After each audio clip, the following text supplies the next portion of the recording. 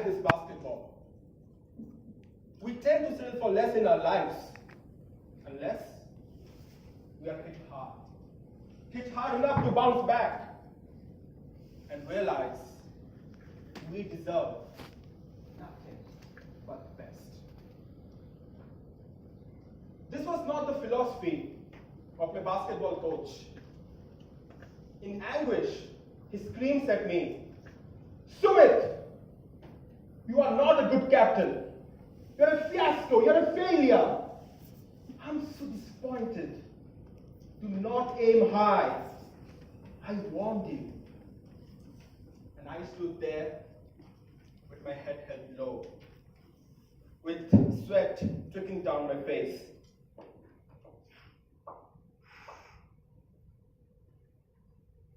Madam Contest Chair and my fellow basketballs.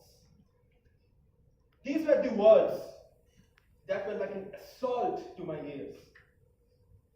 I was held responsible for my school's defeat in the inter-school basketball championship. My coach's message that day was loud and clear. Do not aim high. Aiming high would often lead to failure. That sent a crippling doubt in my mind.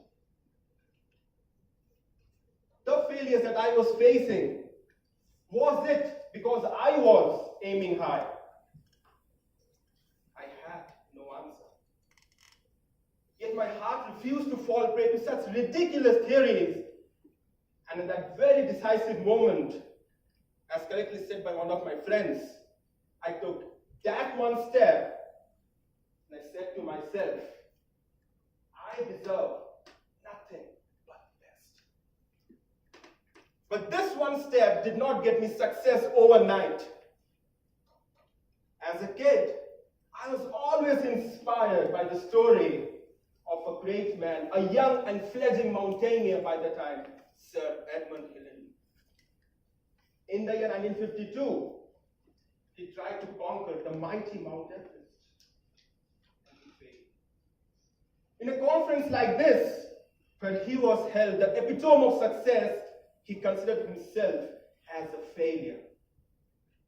He turned towards the picture of Mount Everest with his fist round his head. "Mount Everest, this time you are the winner.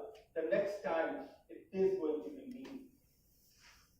And a year later, on 29th of May 1953, when he unfurled the flag in the pitch white sparkling snow of the mountain, his belief in the philosophy, we deserve nothing but the best, was justified. I too have a very similar attitude.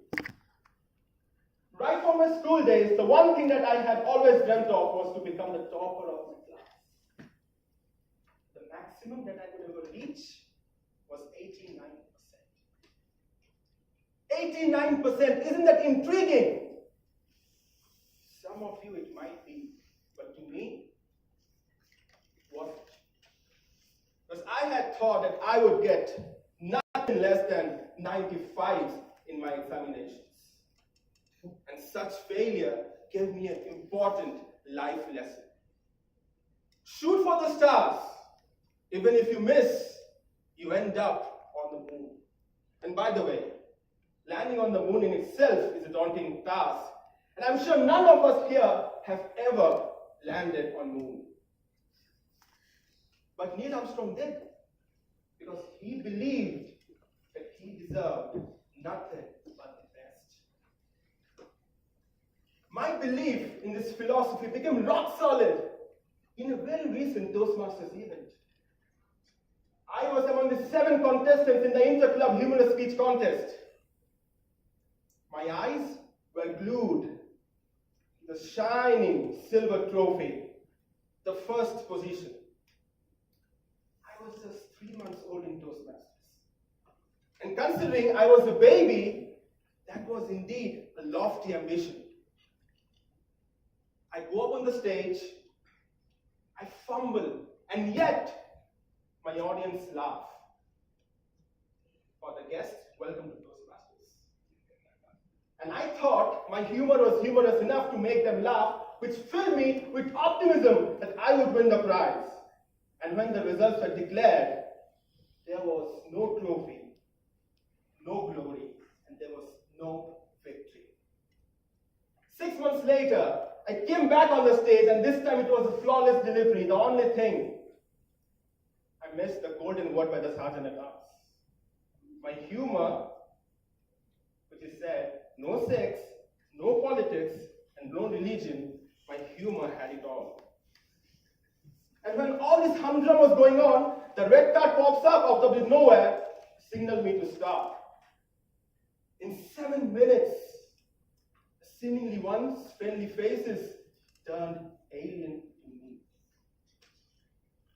I couldn't sleep the entire night. The next day, I mustered all my courage and took part in the turncoat contest and gave my best and left the results to rest. This time, when it was time for results, there was pin-drop silence in the room. I could hear my heart baffling against my lips.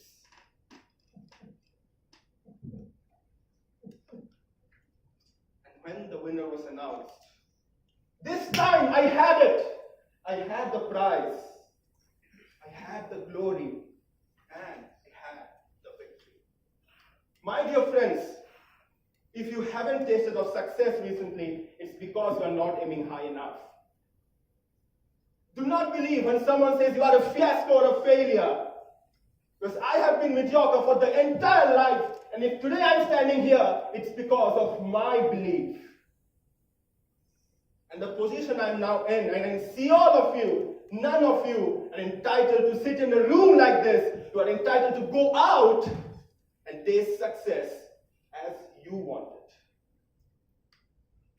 Because you know what? We are like this basketball. We tend to settle for less in our lives unless we're hit hard. Hit hard enough to bounce back and realize